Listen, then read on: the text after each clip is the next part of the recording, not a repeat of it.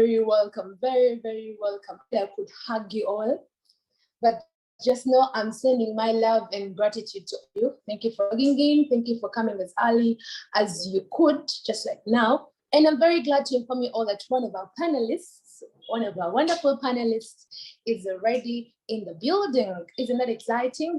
I'm really excited. Yeah, I'm really excited to hear what they have to say. And our topic today is about how to monetize your passion, your skill. You know, that thing that you do so good, and everyone looks at it and they're like, okay, so that thing that you do so nicely, it to become it can. And our panelists today are that have actually lived this thing. There are clear examples, there are experiments of this today. So, my dear, call a friend, get a writing pad, write down. It's time to learn. And yeah, and our second panelist is already to unveil them all to all of you. It's a really exciting topic today. I cannot wait. What is the good public speaking? Is it singing? Your social media? Is it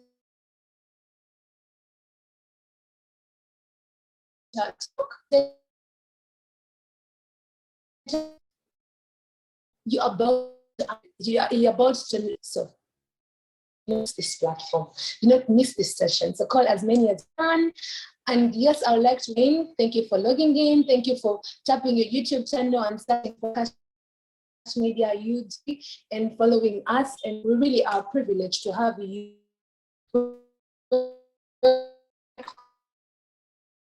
Action of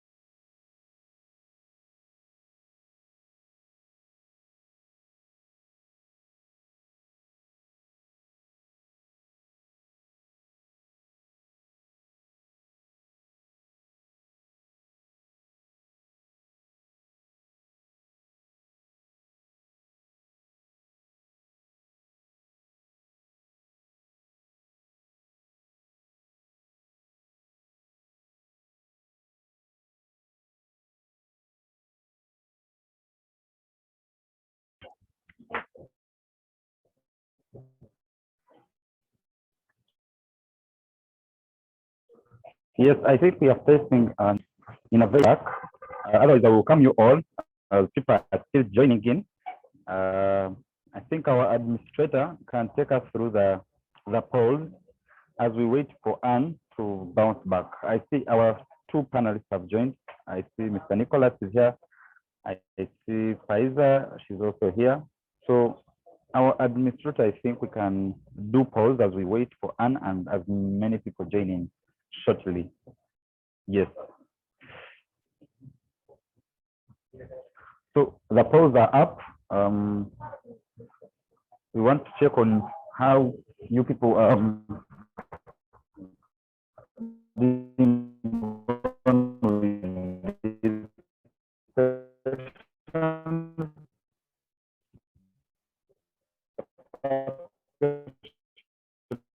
is what level of education you can choose. Then the second one, the one, the career sectors use for finance. Legal practice will code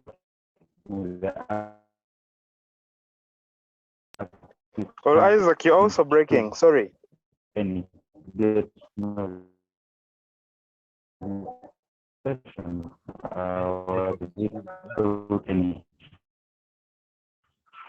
Then the fifth, I don't know why the network bad. Bruno, can you now hear me? Yes, yes, but you're breaking. I don't know if it's a general problem.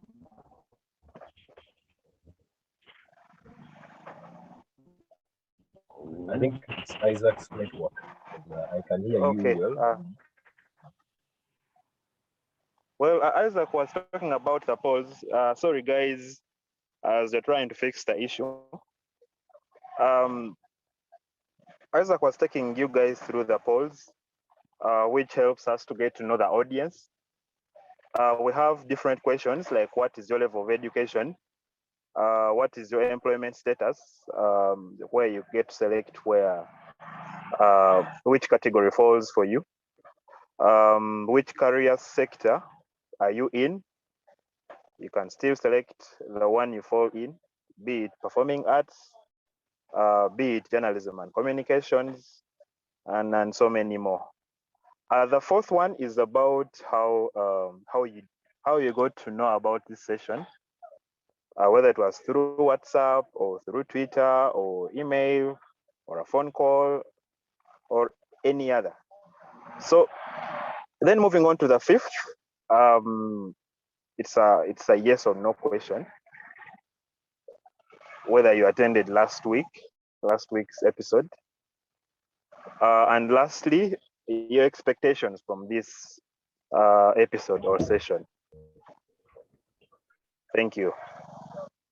I don't know if we have Anne back.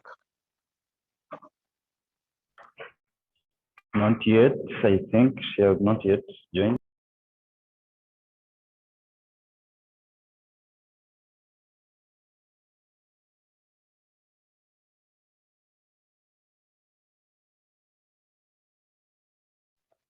Well, I think Isaac, you could be making an introduction as we wait for Anne.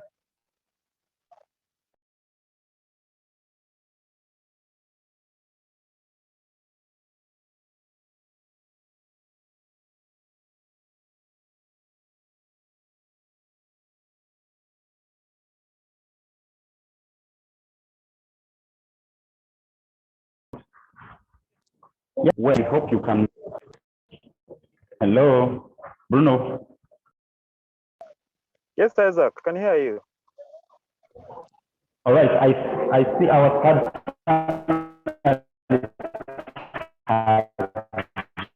joined.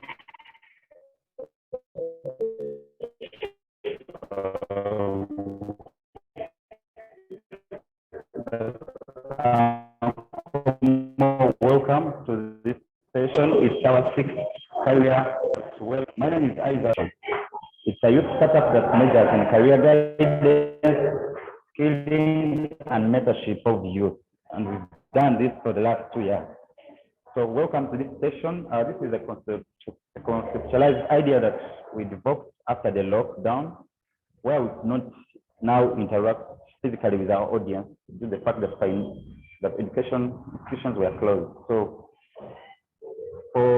since May, we've been engaging our audience online, hosting great change makers like the ones we have today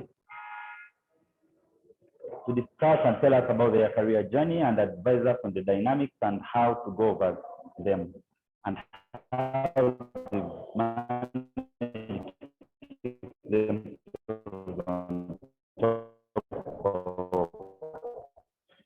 all this time. To host you all. I've gotten a chance to know Faiza personally, and I'm glad that you accepted to be part of us today. Bakash Media Foundation majors in currently in 4 projects, and that's the career essential series which are happening today. We have the career breakfast, and we also have the career magazine that is coming in shortly in Jan. Then also the mastery class that is going to start early next year.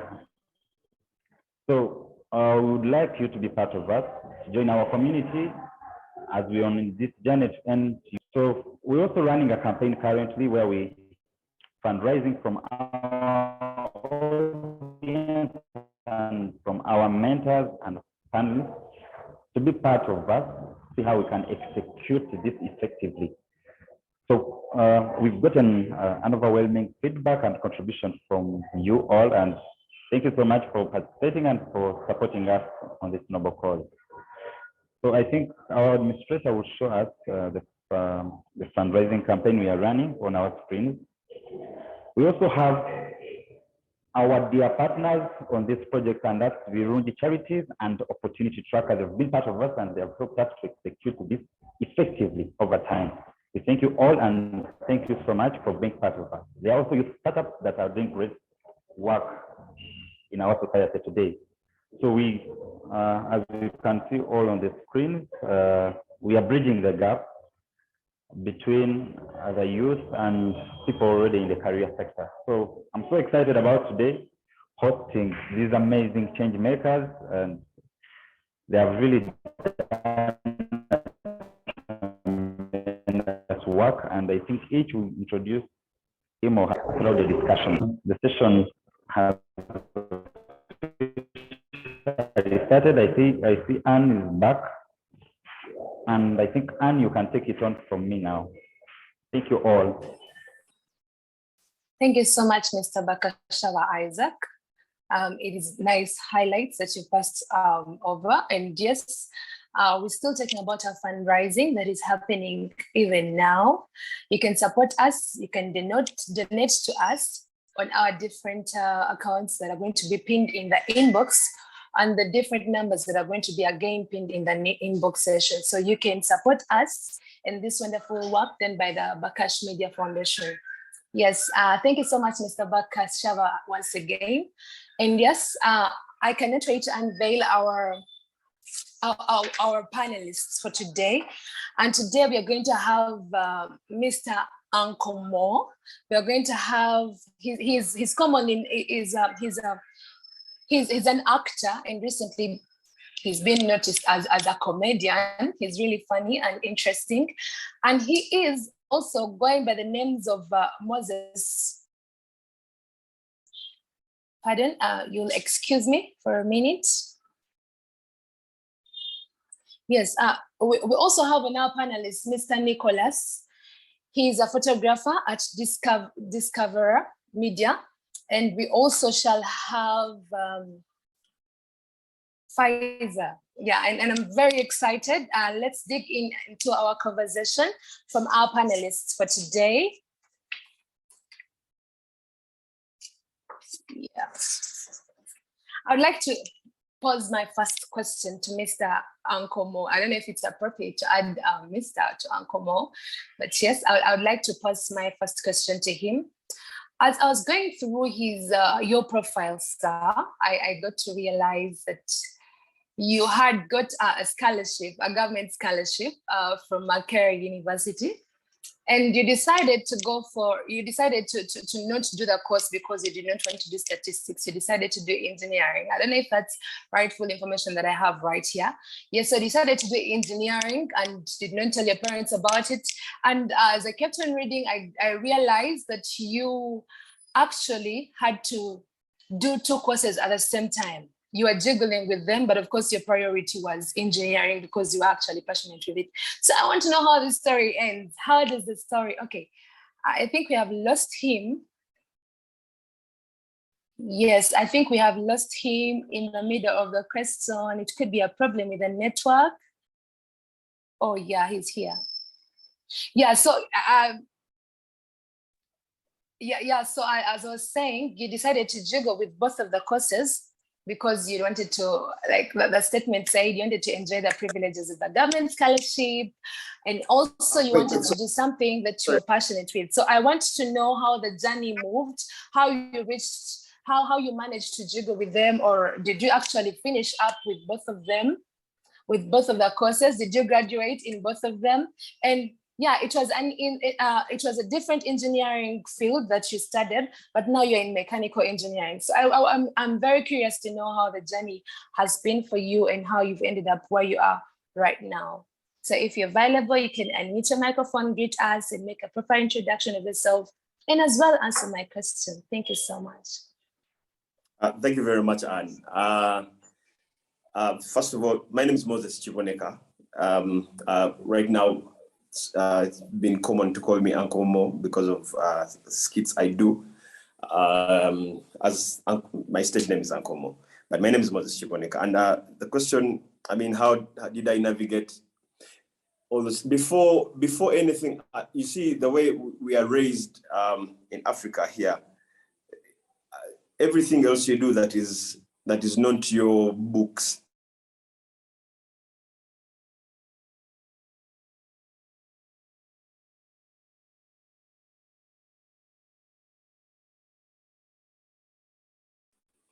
is like, hey, what do you call it?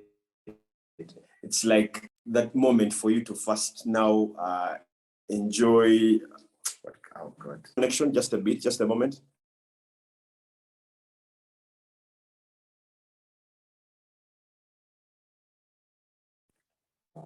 Hello, I'm back. Sorry. Yes, hello. Yeah. So when it comes to African parents, everything else you do that is aside your books, say running, singing, dance, drama, anything creative is regarded as your pastime, like co-curricular, like the things that are the side door, the thing on the side, the thing that is there so that the school looks good, that the school gives a holistic experience. Yeah, but the important thing is, did you get a 4? Did you get 8 in 8? Did you get, did you pass well? And so I didn't look at anything else apart from my books. So from the beginning, all I was a student. And I was into, oh God, people are calling me off. Let me just switch that off. So all I was a student. So it was easy for me to dive into academics. And I didn't really think that I would ever be here today talking about other things other than my work as a student. So it was easy for me to go to the university and study things the way I studied them at time. God, my phone. Guys, I'm in a meeting. Sorry. So it was easy for me to juggle those two things. And yes, I graduated in both. And I didn't, like I said, I didn't know I would be here talking about, say, passions and other things that are not the traditional way we are raised by our African parents, and probably I'll be a similar parent. But you see, we have grown up in a country where other things don't make sense until people like things on such platforms can come and tell us that, hey, we're all not going to fly planes. Matter of fact, people are flying the planes, need passengers. So yeah, it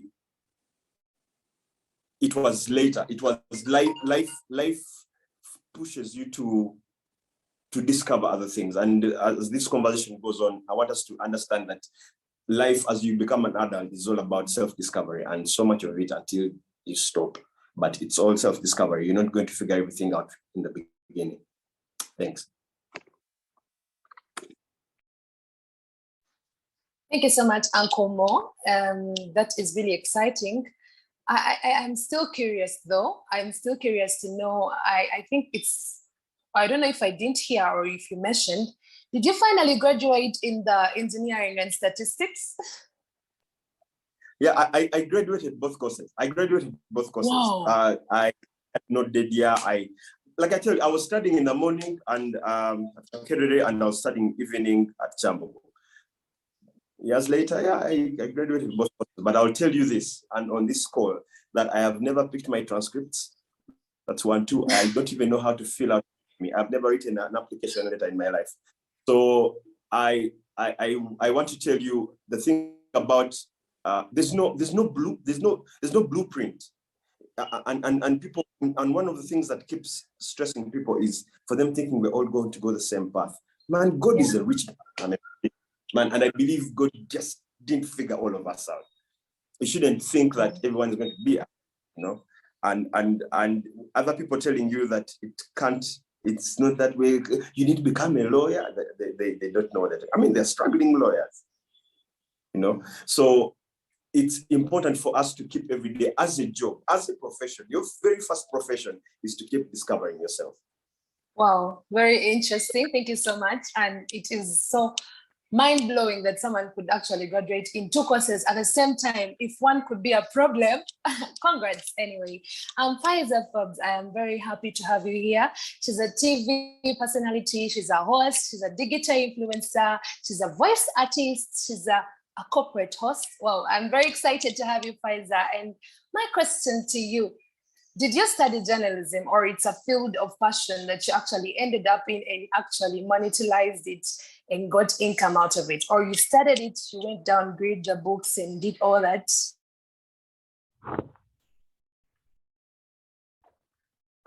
Thank you so much, Anna. I hope I got I hand over to right. you. Can you guys hear me?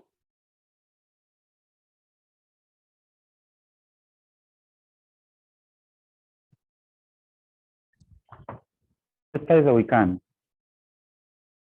Can you guys hear me? Hello? Hear me? Yeah, we can hear you. Yeah, sorry. I think my Bluetooth speaker was was giving me a bit of trouble there. But thank you so much. First of all, I want to thank you for inviting me.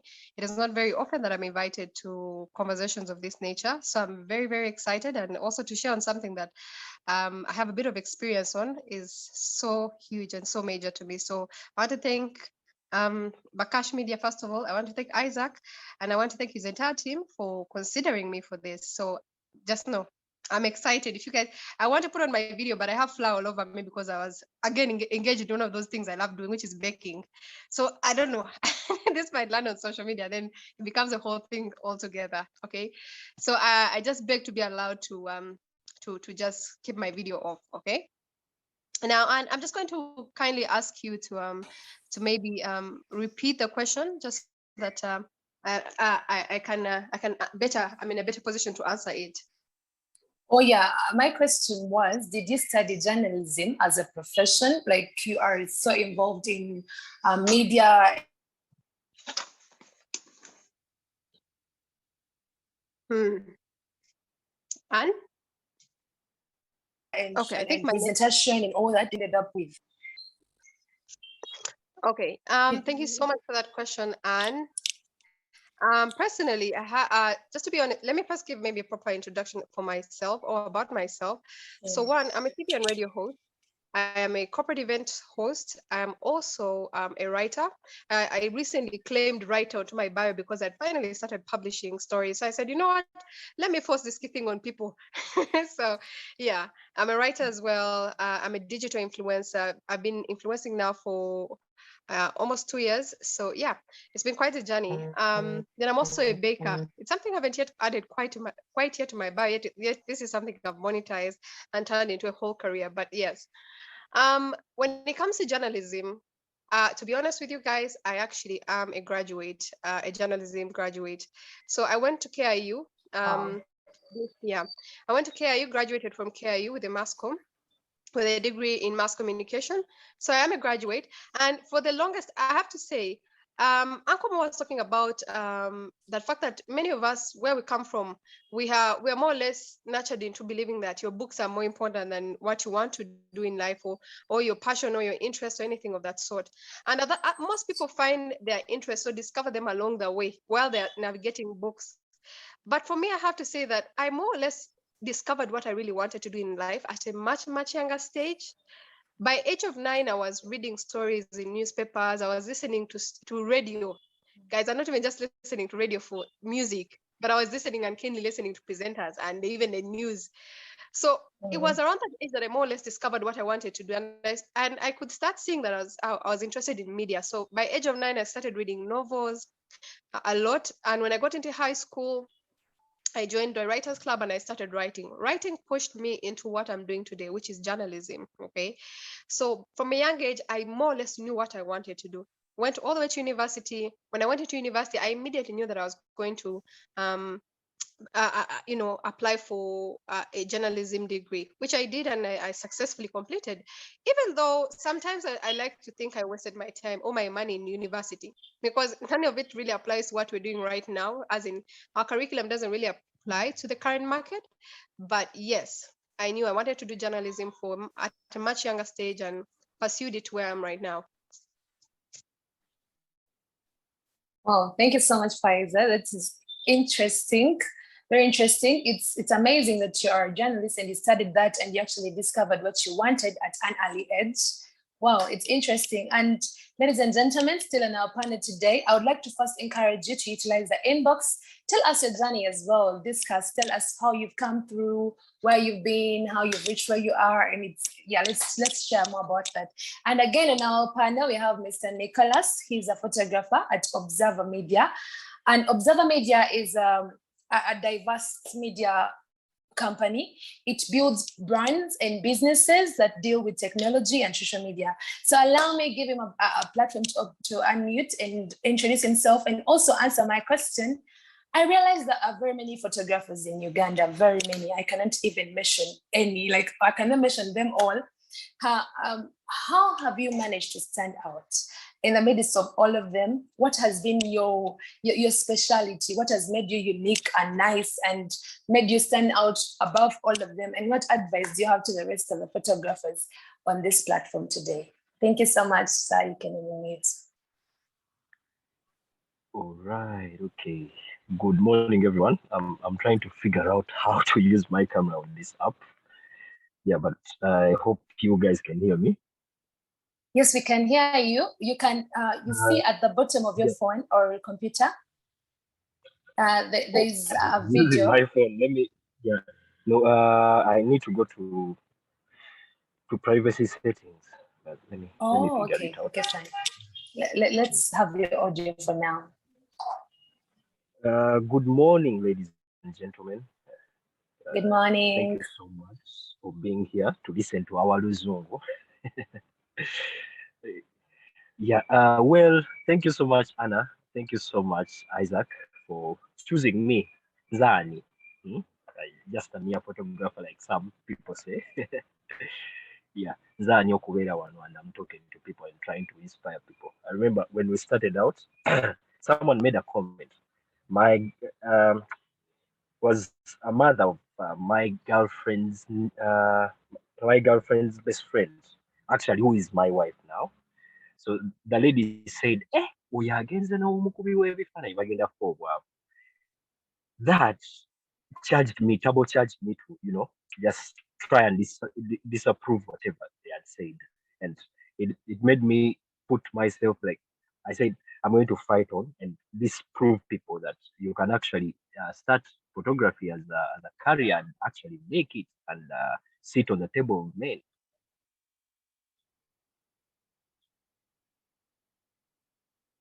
Hello? Yeah, yes, we can still hear you.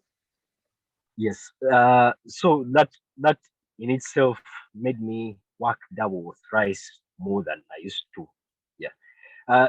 Okay, to go back to your question, could you please kindly repeat the question? The question was, there are very many photographers in Uganda, but what has been that secret ingredient that you've had that has made you stand out, in the midst of many of them? Yeah, and what advice can you give to the photographers on this platform?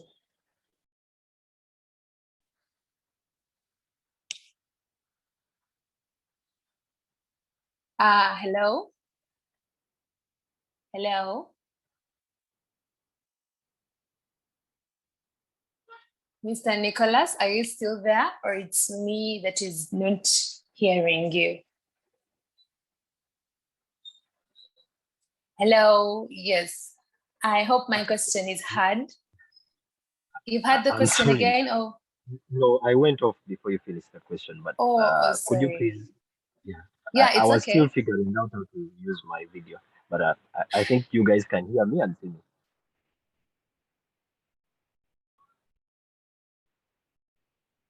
Hello. Hello? Yeah, we can hear Yes. you and see you. Okay. And my question was okay, my question was, there are very many photographers in Uganda. What is your secret ingredient that made you outshine the rest of them in this field? And what advice could you give to the photographers in this platform watching us on YouTube and also here in Zoom? Tricky one, but I could say starting out my niche as a photojournalist, I engaged myself so much on Twitter, and the way I was doing my things and how so many people in this country and maybe elsewhere got to know about me and probably stood out of the rest, and was the way I was doing my work. I bought a camera that had Wi-Fi. It was Wi-Fi enabled. So every time I went out to do a story, I could tweet about it, and not just tweeting to inform people, but also added pictures that are crispy. So people somehow, somewhere identified with me. And every time there was something happening, they would say, "Hey, Nicholas, we haven't seen you. Where are you?" You understand? So uh, just like that, I was everywhere. Because I could give people information and pictures like right away. And even before they could see videos, the pictures were there for them to tell a story. And the way I used to craft them is I could tell stories using my pictures. Notably, was I think that boat accident. Yeah, I went there to maybe just cover news like how we go on with our business every other day. So getting there, I found the team, the rescue team, trying to put things together to try and pull out the wreckage of the boat that had capsized. Remember that the infamous or famous boat that killed people. Sure. Yeah. So I started taking pictures of bits and bits of everything that was going on and trying to make a story out of it. Even the smallest of, rescuers trying to put bolts together and, putting wires. Guys were pulling with ropes. So in a way, people followed and followed. I thought I was going to be there for just one day, and I ended up being there for the entire week, full day. Because it again went back to my passion of wanting to tell stories and going with the story till the end. Well, till the end. Wow, it's interesting. I hope I've not cut you short. It is very interesting how you sell yourself out on the social media platforms. So to the photographers out here today, it is very important for you to sell yourself out, expose your work, be the first customer to your work by putting it out to all platforms. Wow, interesting. And yes, I want to lead us to our next questions. We have different passions, we have different talents. Some are poets, some are writers, some are speakers, and many other things on this platform today. But how do I know that this passion that I have can actually be monetized, or it's able to, I am able to earn something out of this passion of mine? How can I phrase this question better? How can I know that my passion, that thing that I love to do, is actually capable of earning me money? Yeah, I would like to start with Uncle Mo. I hope my question is loud and clear. I would like to start with you, then we shall have Faiza, then later on, we shall have you, Mr. Nicholas. Thank you so much. So you asked, how do I know that my passion is monetizable? Yeah. The truth is, everything you like, it is very possible, because I don't know if, okay, apart from killing people, okay, apart from crime, apart from crime, everything that you like, it is very possible that someone else likes it. Now, if it does not offend people, if people are not going to get killed, if it doesn't lead to crime, I want to be honest with you that I think that most of the passions we have, if not all, and their passions in good standing, are monetizable. the biggest thing for people to understand about their passions is packaging. Let me tell you, even just something as ordinary as water. Someone went and packaged water and sold it to us at a price that, do you know a unit of water is like, say 4,000 shillings. Yeah. But someone can sell you a unit of water from National Water is like over I mean, a number of liters, like just water that's running home for a month. Is the unit of, but someone got that same amount of money and sold it to us that we can buy just a bottle. What did they do? And they put fancy names. They said it's going to be mineral water, straight from the source, at the top of the mountain. No one has even been there. You are not going to find a team of Renzori at the top of Renzori collecting that water. But they found a way and give it to us, and they made us believe. And every day they keep reminding us that you guys, it's the best thing ever made. Now, brings me to the question that the moment you have a passion, the first thing that should trigger in your mind is, how many other people love this that I love? And by the way, they don't even have to love it. I used to watch a certain ad by, it was a billboard by Nakumat, and there were words that we have everything you need, and we even have those things you don't need, but just because you might need them. Things you like because someone led your taste in that direction. So it's even not about people loving what you love, but the fact that you package right, any of your passions has the power to be monetizable. I am telling you, even if you're selling gold and the packaging is bad, no one is going to touch that stuff. If you're going to tell people, man, we're going to get that gold, but you know, there are guys guarding it, there are guns, you can die, people will be like, man, let me just go with my Rolex, you have your gold. If something does not have the catch in its packaging, however nice, people are going to walk away. But like I've told you, the simple concept of just damn water. We leave the house, go to the shop and buy. Yet if you were just a little patient, just wait for rain. It's going to rain soon. You collect, boil. But someone packaged it and made us feel that there's a certain pop, there's a pop culture about taking sparkling water. What? As in, have you ever been sick? You went to hospital and they're like, you didn't take enough liters of sparkling water. No, but packaged it right. So I see people making shows. I see people, I'm telling you, guys like Nicholas are branded photographers. That guy doesn't photo. He's not the only photographer in the country. But there's something they add to the craft. You see, there are companies that own the color yellow, companies that own the color red. And every time they're advertising these things to you, they don't even say what they are doing. Sorry, phone ringing. But there are other things that they keep decorating around what they do that create an image that we buy into. So you're passionate about what? Cooking. Everyone cooks. Everyone ate today. So the truth of the matter is your passion is not even special. So, but the truth is it is monetizable. Your monetizable value, for just to answer your question, at least where we are now, the fact that there are other people that are interested in what you're doing is the beginning step of knowing that I can make money out of it. To simply answer you. That's it. The fact that you actually even like it, there are people like you. The fact that you like it and it doesn't lead to crime and it's a passion in good standing, it is clean. I am telling you, it makes money. Even if it's wearing shoes. You're like, I like putting on my shoes. Are there other people who like putting on shoes? How can I make this a monetary fee? If there are other people, there are a million ways, and you see the only thing that's going to set us apart, other people who are in the same kind of passion, is branding. Thanks. Wow, very interesting. Branding, packaging, how you present your passion makes it more monetizable than the rest of the people that actually are doing the same thing that you're doing. Yeah, allow me to give chance to Miss Madame Faiza to also unmute and tell us what she can say about how someone can identify that the monetizability of their passion. Thank you so much. I hand over to you.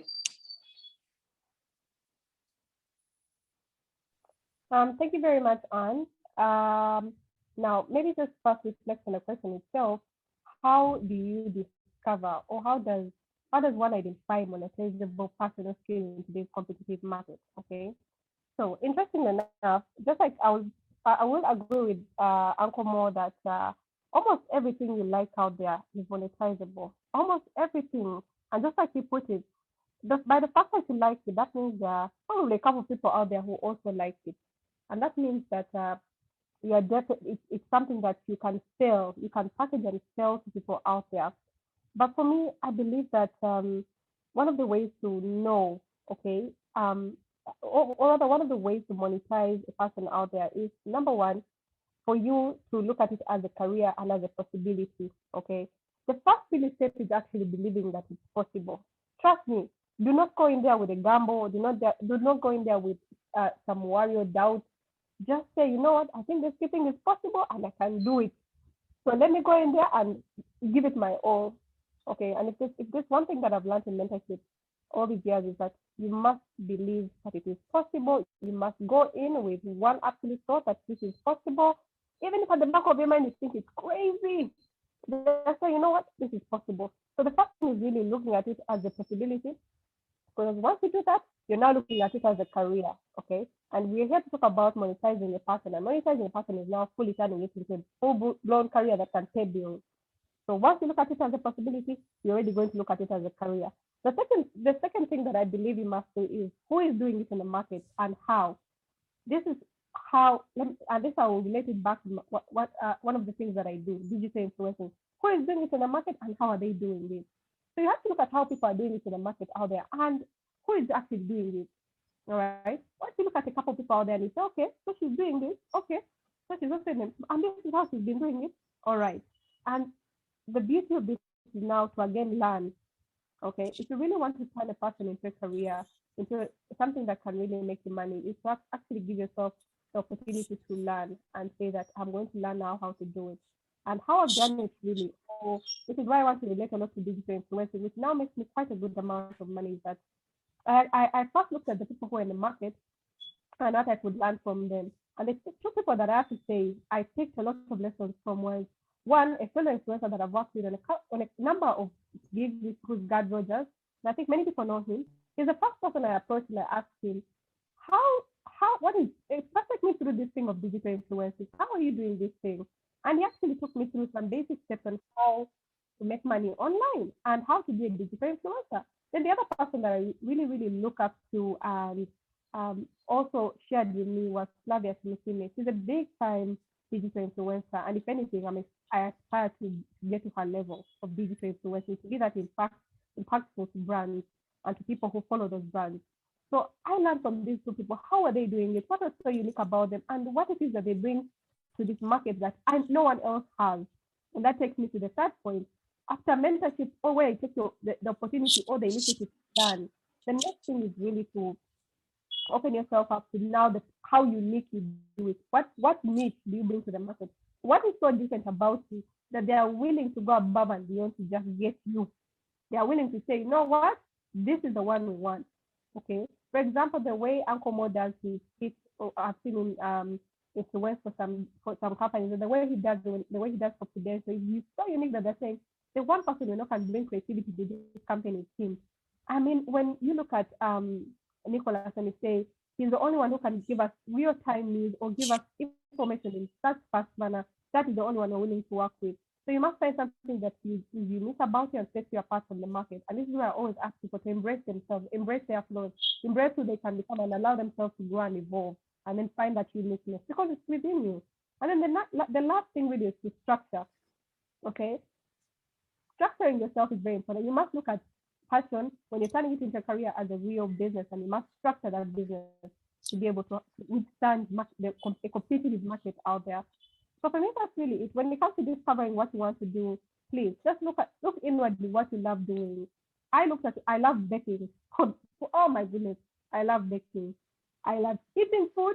So I've turned these things into a career, and they pay good money. I love being on social media, teaching with everyone else, and I said, why not? If people are here making money on social media, I think I can do the same. And I've turned it into a career. I love creating platforms. I love speaking to people. I love giving people information and people growing every day. I decided to turn it into a career by joining journalism, telling stories. So why not? It's about looking at what you love. It's as simple as looking at what you love and how you can make money from it. I think that's it from me. Well, thank you so much. It's very interesting how you've elaborated it.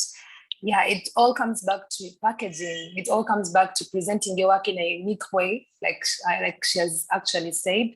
Yeah, let's have Nicholas also tell us what he thinks, how one can identify how much their passion is monetizable. Well, thank you so much, Anne.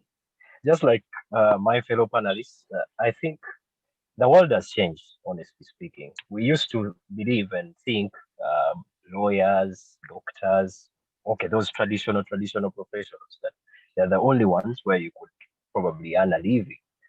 But here are things that we do. For example, I would talk about photography. Someone would see you with a camera and say, Abo, you know, try to, look at you in a different way. But believe me, if you sit down and learn, apart from just being passionate about, being a photographer and probably telling stories, or being a wedding photographer or an events photographer, and you learn your craft, copy from others, master it well, and try to get something unique, like do it in a more unique way than others, like how Faiza and Uncle Mo said, you're good to go. You'll make money. People will look for you. For example, I'll give you a very nice example. I've gotten gigs. The first one was, I think, Babazi's daughter's Uhinjira in 2018. You know, they sat, I wasn't there in the meeting, and they looked around who could do for them whatever they wanted to do. Like, who could take for them pictures and share immediately, because they didn't want pictures to go out, like phone pictures to go out in real time. And you know how social media works. The moment a picture goes out, the first picture that goes out will be the one that everyone will pick on. So one called me and we sat down. I put a price tag to it, because now you move from a level of just being passionate about something and also professionalizing it. And then the next step will be putting a price tag to it, because now people believe in you and know you'll actually do whatever they want. So they called me, I did their work. I think I also did for Chamagero's wedding. Yeah, he called me. He had a photographer, but he wanted someone who could do real-time pictures. And I think I might have pocketed more money than the main photographer. Yeah, so your passion, anything you do, you can earn out of it. For example, you see there's a Senegalese TikToker, very famous. All he does is just do, what is that?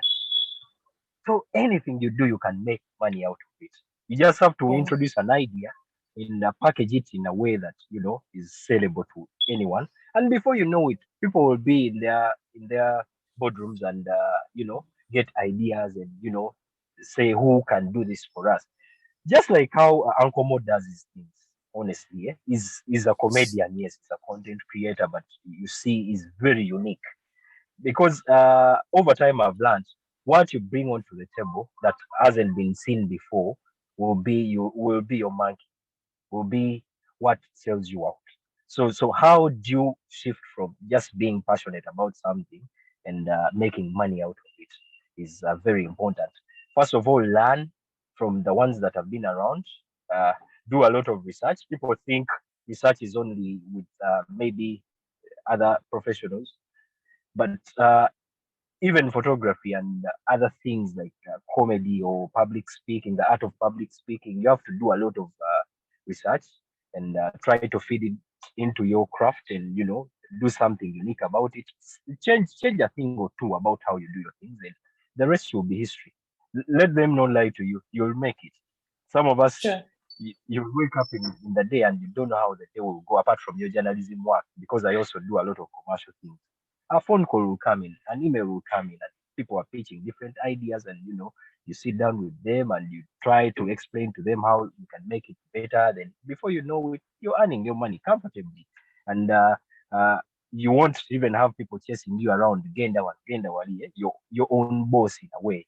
Though you have a mainstream job, but somehow my media company gives me a lot of liberty to do other things on the side. So it kind of helps me to fit into everything and make money out of it.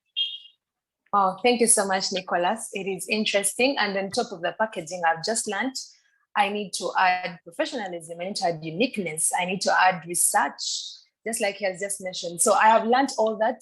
I've got to know, my passion, whatever it may be, is monetizable. So I would like to now know, how do I add a cost to it? How do I make it, how do I add a cost to my skill? How do I actually attach a cost to it? I would like to start with you, Uncle Mo, then next we shall have Faiza, and lastly we shall have you, Nicholas. Before we have Uncle Mo, it's just a reminder, we would like to end this show at immediately midday, 30 minutes past midday. So I hope our panelists can help me manage the time as well. Yeah, thank you so much. I hand over to you, sir.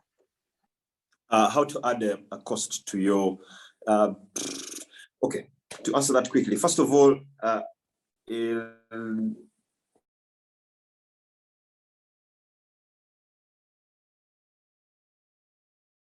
it might not be your primary.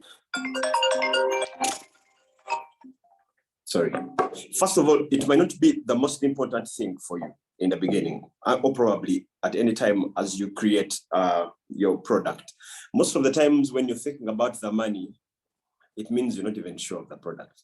I don't even know how to explain that better. Good products price themselves. Good products are looked for. So before I even give you the answer to that, I want not to mislead people and to first tell them that your most important gig in your gig is to develop the gig. Yeah. Pricing of anything from ordinary economics, that when you're so many people doing the same thing, it doesn't attract very much money. So what makes you different is if you have something different from other people. People are where they are, or people are at the top because they did things that other people didn't do. I wish I could translate that in a few more languages. People are who they are because they did things other people didn't do. Now, if you do things other people didn't do, you're going to get money other people didn't get. Remember that. So how to price, the market decides. There are a million ways for you to price your product, but the ordinary one is that the market is going to determine what you're going to be priced at if you're doing things that everyone in the market is doing. But if you can be lucky, or if you can be hardworking enough to beat the noise of the market, so that you now decide how much you get paid. And that is going to come with adding so much to what you are doing, developing it, going back to what I said, doing the things that other people didn't do, or practicing as much as possible to master things that other people are not doing. Even when they find something, or you find a way to do it different. You know, you guys go to meetings, go to boardrooms and tell people are doing that, I do it different. Actually, I do the same thing, but you know, I keep tweaking this part and I'm even going to make it even better. I'm telling you, you're going to get out of meetings asking for money that other people don't get. Now, it is very, very important to know what money the market is asking for your passion, because it's going to be the beginning of you pricing your passion. So it's important for you to have your ear on the ground. Yes. It's also important for you to know where you stand in the market. Don't just ask for money. You're not a money asker. You are a practitioner of the passion. So don't lose your position in the circuit. You'll be thrown out. You make people believe that what you actually understand best is the passion. And I'm telling you, the money question is going to be the simplest for you to take care of. But I've told you, the market is going to decide how much you're paid. If you don't want the market to do that for you, then beat the market. Go ahead, be on top, go do other things that the rest of the market is not doing. Then I'm telling you, you're going to get what the market is asking for, double it. And I'm telling you, they're going to pay you your money. Thanks. Thank you so much, Uncle Mo. Interesting. If you want to get more, so just double what the market, just beat the noise in the market so you can be exceedingly ordinary, that you deserve the higher pay. Yeah, let's have Faiza as well discuss this question. Yeah, thank you. All right, thank you so much, Anne, and also to the previous panelist, that is Uncle Mo. I might disagree a little bit with Uncle, just a little bit, okay, just a little bit. I mean, I believe that you have to set your own price, okay? You really have to set your own price, and your own price really comes from knowing your work and your value and the value you actually bring to your work, okay? Which is why I always say that you must work really, really hard to ensure that you have something that is very unique in the market that anyone out there is willing to pay for, and then you must set your price, okay? And I say setting your price because, to be honest, we're in a market out there that is very, very exploitative and very competitive. If you're not very careful, you will end up working for people who very well, by the way, know your work, but will pay you money that does not even equate to half of what you actually bring to the table.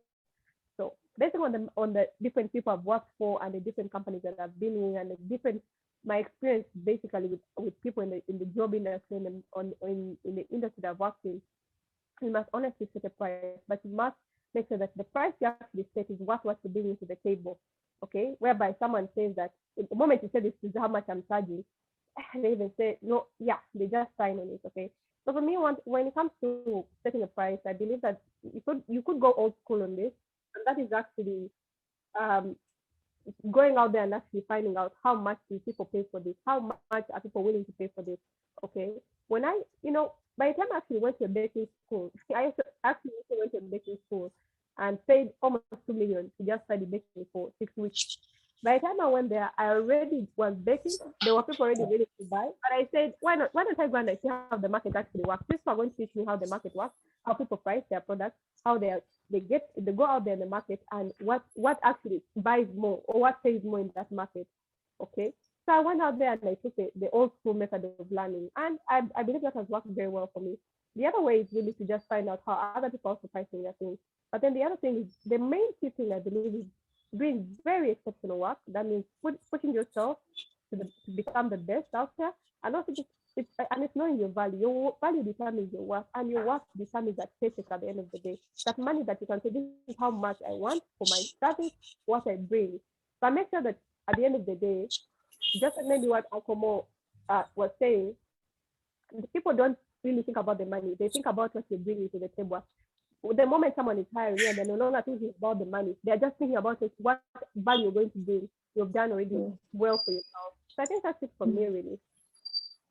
Oh, interesting.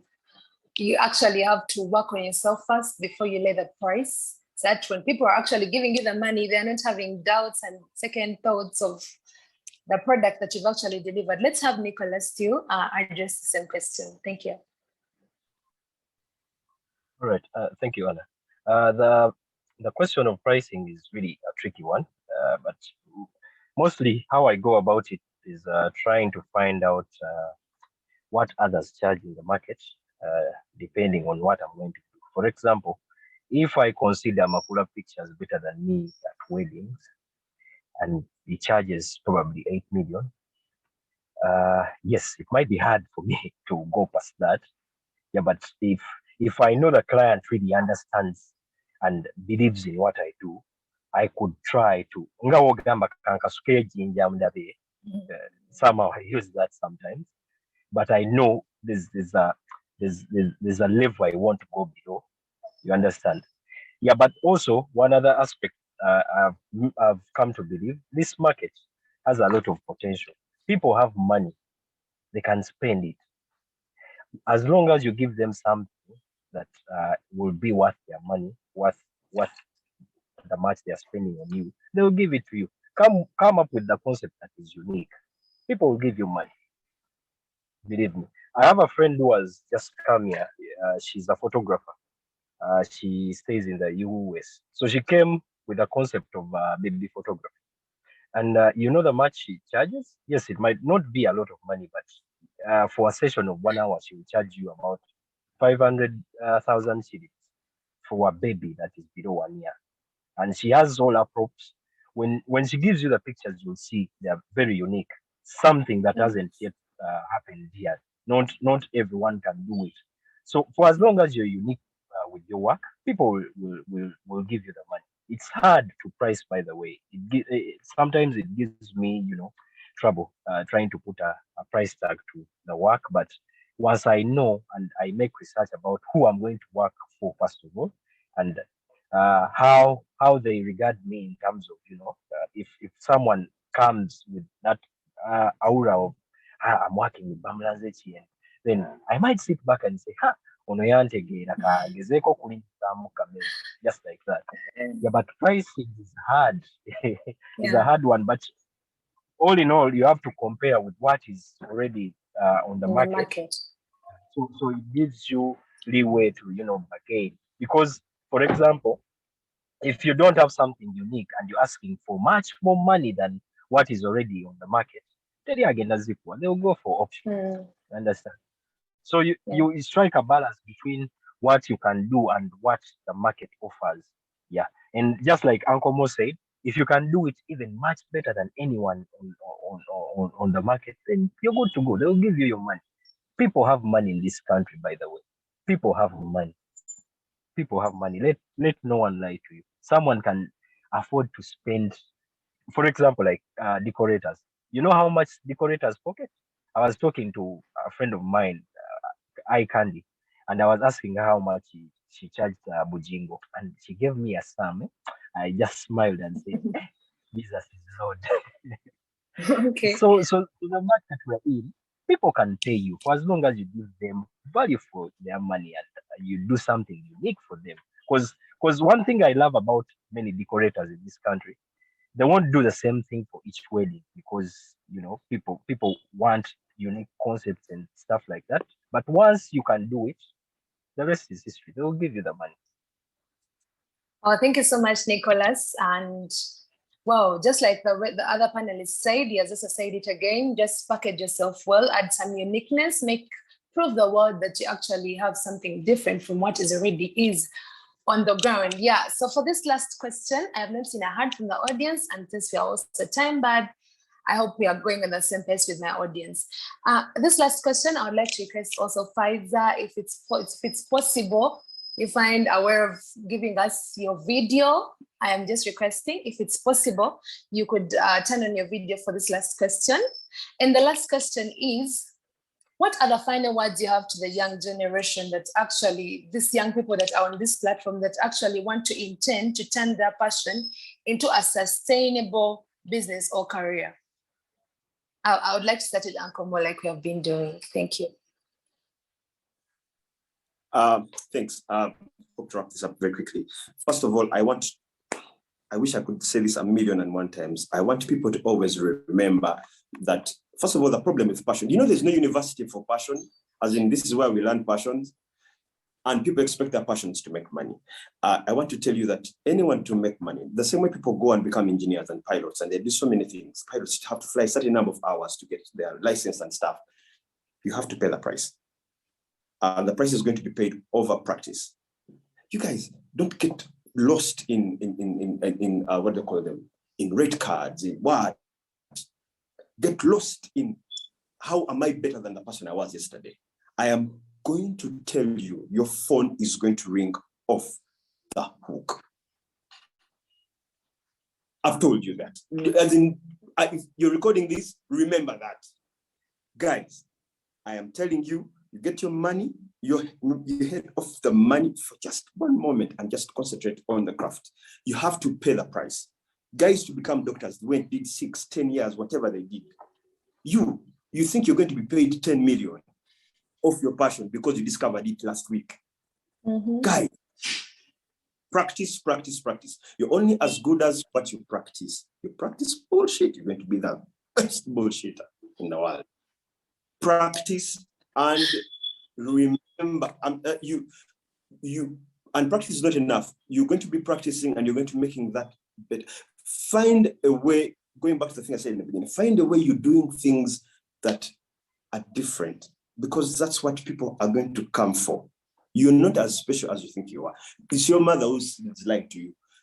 The special, you're going to plow that stuff. You're going to make it. And you guys, and with passion, you see, passion is something that we keep doing. You know, when you love someone, it's because of the things you keep doing every day, you know. Even with passions, it's not about, you'll never make it. It's not about making it. It is maintaining it. You are going to discover yourself, you're going to practice, and you're going to maintain that stuff. Then whatever we have discovered, we have been talking about today will be meaningful to you. Well, thank you so much. Thank you so much, Uncle Mo. Interesting. Allow me have Faiza also unmute and tell us her last final words to us all. My last final words. Let me ask this. Let me bring because I've written a couple of things, you know. I've prepared that question.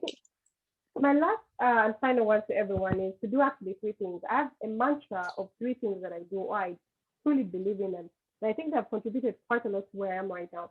The first thing is to always believe in yourself. And I know you people hear this all the time, everywhere, and I see even in quotes, social media, motivational guys, and they're saying, believe in yourself. But I say this because you are the only person who has seen yourself 5 years from now. You have seen yourself where you are, where you will be ahead from there. You're the only person who has seen that. So you must start seeing the king or queen in you. Okay. You must start seeing that accomplished, successful person. Because once you imagine it, once you see it in your head, then you're actually going to start serious intentional steps to get there. All right. And the other thing that maybe I believe everyone should do is that do your part. Okay, do your part. I do it very, very well. This is a mantra that I say: do your part and let God do His part. Because you frustrate yourself in the market if you keep on. If first of all you end up in a relentless competition with everyone else. You are unique. There's something very exceptional about you that no one out there has. Regardless of whether they can do your job, they can even do it better than you. There's something about you that they don't have, and that is why you're being hired at the end of the day. So do your part and do it exceptionally well. And then let the part that you can't control be taken over by God. Okay? The part of whereby they won't call you for an interview, let's go do that part. Because you cannot influence that, but do your part so that they actually want to call you. And maybe the last thing is that go out there and start demand for your space and your opportunities. Okay? Last weekend, I was invited at Macquarie's Travel Club to share something with them, and I told them this as well. Go out there and start demanding for your opportunities, start demanding for your space. We have unfortunately been raised to think that if you only work hard, people will actually notice it and eventually will pick you up. This may not be gospel truth. You might actually need to go out there and start demanding. And I learned this from Flavia as well. She told me the opportunities where you're going to have to go in the door and demand for it because you know you can do it exceptionally well. All right. So sometimes go out there. Don't just wait for opportunities. Go out there and do it. That's it. Thank you so much. Very interesting and wonderful. Sometimes you have to demand for it if you think you are worth it. Thank you so much. Let's have Nicholas as well address the same question. Thank you.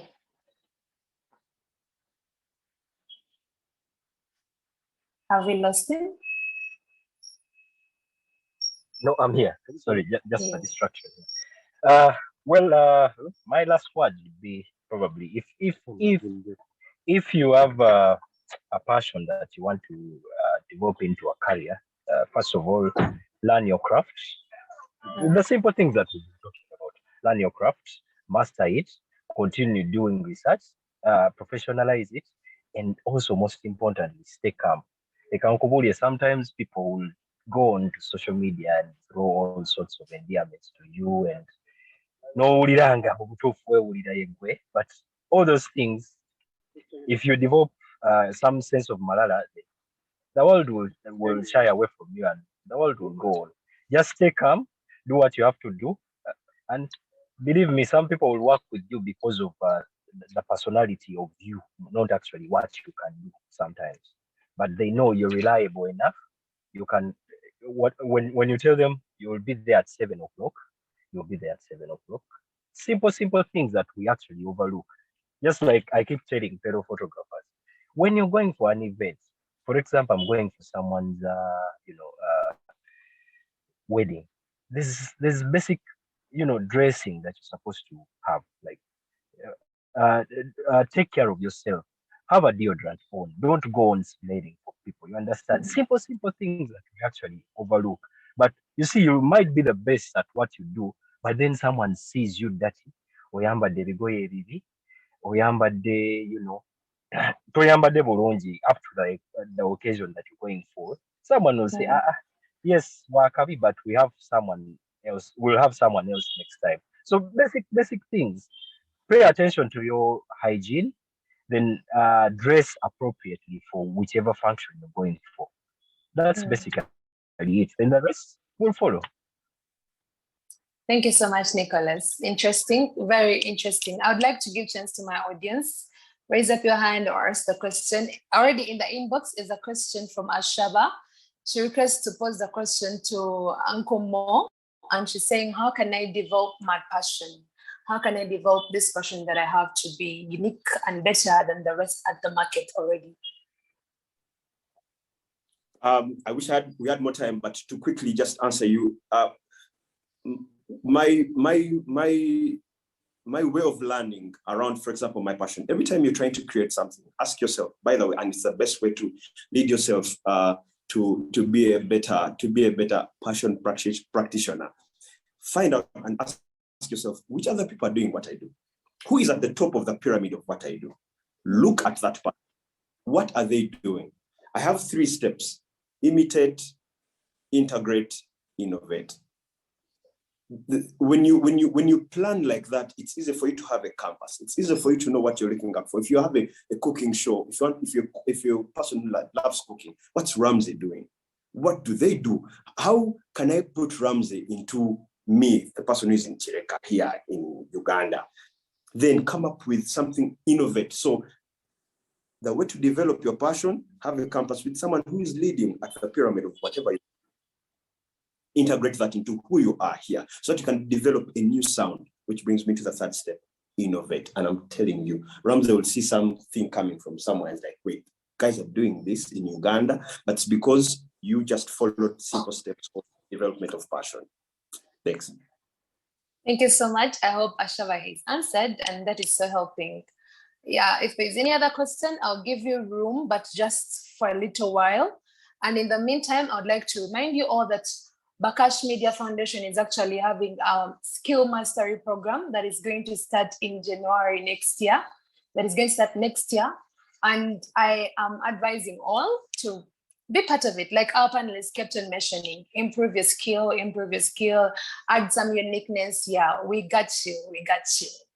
Bakash Media Foundation has got your back, my dear. So we have you. We have a program for you that is installed by Bakash Media Foundation to master your skills. And the administrator has already put in the inbox, so you can go there and check. If you want to do public speaking, it's just 6 weeks. If you want to do digital marketing, it's just 6 weeks. Photography, 6 weeks. Graphics and design, it is just 6 weeks as well. So it's a short course, but it will help you a lot. And yes, I would like to request our administrator to bring out our last poll as we finalize this wonderful session. If that's if he's ready, we could have the last poll. Yes, it is already up. So this poll is to help us improve our future session. You can rate our session, and that happens to be our number 1 question. You can rate our session. Yeah, you can rate us. And number 2, would you recommend career in social series to be a friend or colleague? Were you recommended? I think there's a mistake there. Were you recommended to this career series by a friend or a colleague? You can press any of the 2. Which sector should we tackle in our next session? You can also highlight us on that. We have a variety of them outlined here. So if you picked on one, that would be very helpful. How can we improve the next session? Your advice is needed. So we have a couple of them listed down there. So you could tap on one that you think we could put on our sessions to make them better. If you are willing to contribute to Bakash Media Foundation, what position would you be sit? If you want to be part of this wonderful session, what position could you sit in? You can be our panelist or mentor. You could be our facilitator, our staff of the Bakash Media Foundation, a youth ambassador, or you can be part of the audience, just like you've been today, or we can clarify you as a trainee. I am actually done, so I am hoping the rest of us are also done. And yes, once again, I want to thank our panelists for coming through and giving us enough time like they have. We appreciate that. Thank you so much, Uncle Mo. Thank you so much, Faiza. Thank you so much, Nicholas. We are actually blessed and we have learned a lot. And I hope our audience put this in practice so we can have a better generation with no unemployment. That is one of our goals. And yes, I would like to thank you once again for joining in. That's if any of the, if there's any question still in the inbox session, we can move right onto it. Someone is asking, and that is Jojo. She's asking, or he, how could you help people appreciate the pricing? How can I help the people that are actually going to receive my service to appreciate my pricing? I think this question has been tackled already, but I'll give chance to, I'll give room for you to be satisfied. So I'll ask Faiza to actually answer that question. She is asking, how can I make people appreciate the pricing that I'm presenting to them? Thank you so much for that question. When it comes to making people appreciate pricing, I think like Uncle Mo and even I stated that you just have to make sure your work is good, like really, really good, very unique in the market, to the point that when you ask a price, guys, someone is willing, like they don't have many questions, okay? Do you know that people appreciate your price, by the way? By the time you show up to them, they have even already pictured the higher amount than what you're going to tell them. Yeah, when you tell them, they do even shock. So you have to make sure, first of all, that your work is really, really good enough for you to be able to demand a price. For that price makes sense, okay? And you actually have to set that price yourself. Please and please do not let the market determine a price for you. Do not. You will end up in exploitative hands that will know what value you bring to your work, but will underpay you. So do not let anyone determine that for you. Determine that for yourself. And if you have a struggle with that, you can always ask people who know. There are people within our circle, guys, that always know how good we are, that actually see more of us than what we see in ourselves. And those people can tell you how much you should be demanding. May I have people who I send all my gigs, all my contracts for digital influencing. I tell them, first come through this thing. You think it's right? And they say, no, this thing right here cannot work. No. And then one advises me professionally how to go about it. Engage them in a negotiation. Go about it like this, so that they see why you're asking for this. But let me tell you, you will end up in exploitative hands if you don't start setting your own price and then making sure your work matches up with that price. Recently, I received a gig that was supposed to last for 2 months. Meanwhile, it was with a reputable agency, but they literally wanted to exploit us. How do you ask us to give us 500,000 for 2 months of influencing? Moreover, a very high value product. I was even laughing. I just pulled out of that immediately. But the people who stay there, and those people there, maybe that's what they believe they deserve in the market. But if you know you deserve more, please let your price be known, but make sure your work equates to that price. Well, thank you so much. Thank you so much. Interesting. Make sure your work is worth the price. And in the inbox session, there is an attachment of a link that can lead you straight to our WhatsApp group. And also you can follow a link that can lead you to our Twitter handle, to our Instagram, and also to our YouTube. So you can follow us. And if you want to join the WhatsApp group of Bakash Media, you're very welcome. Just tap the link and straight up, you'll be already joining. And yes, you can follow us on the different platforms like I've already said. And if there is another question, ladies and gentlemen. Yes, hello, Kata Agri. I actually give you a chance to unmute and talk. Thank you very much, Anne.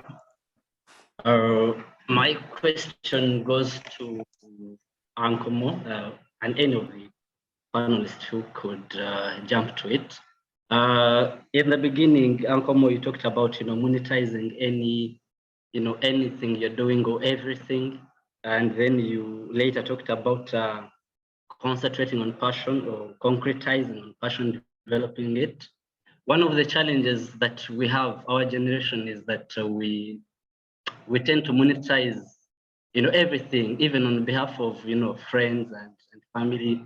For example, if I have a job, someone assumes I'm getting 3 million, and they want to, put me at a certain level that I am not. And I can imagine someone like you, Uncle Mo, for the last 30 days, randomly, I don't know which platforms you've been on like this, talking to people.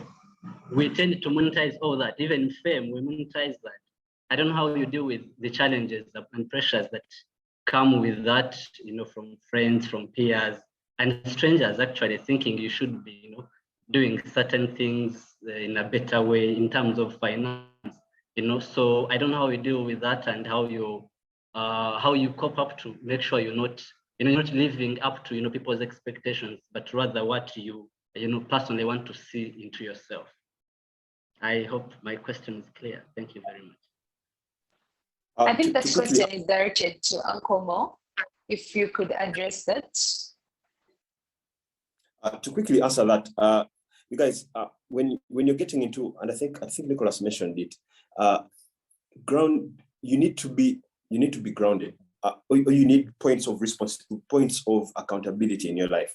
Personally, my immediate family, my God, my mom, I have points of immediate, where I go to church. These things help you avoid not be certain things.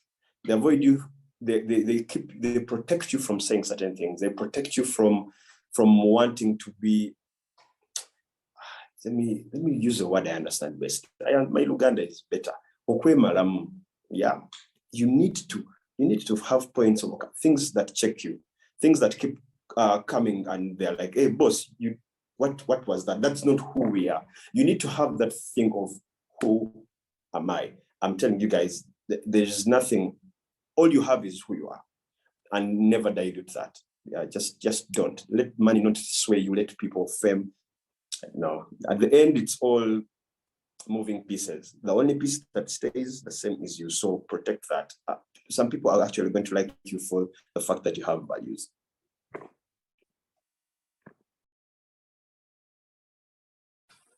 Thank you so much, Uncle Mo.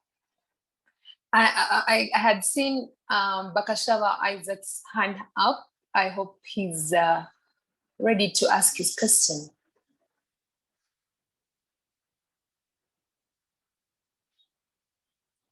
Okay.